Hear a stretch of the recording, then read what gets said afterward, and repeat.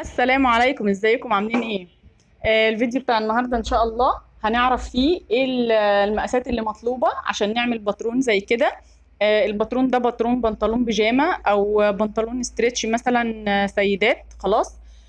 طبعا هنعوز 4 مقاسات زي ما انتم شايفين كده، مطلوب 4 مقاسات. اول حاجة دوران اكبر حجم، الطول الكلي للبنطلون، طول الحجر، ووسع الرجل خلاص. طبعا هنعمل ال4 خطوات دول ازاي؟ طيب الفيديو الجاي ان شاء الله هناخد فيهم ال4 مقاسات دول واعرفكم الطريقه المظبوطه لاخذ المقاسات دي، تمام؟ عشان نمشي مع بعض خطوه خطوه. طبعا هنا في ارقام مكتوبه وفي حاجات على الباترون بالشكل اللي انتوا شايفينه ده.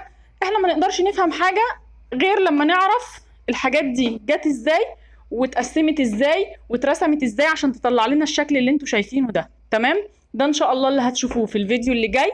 انتظروا الفيديو الجاي ان شاء الله، هنعرف ازاي ناخد ال4 مقاسات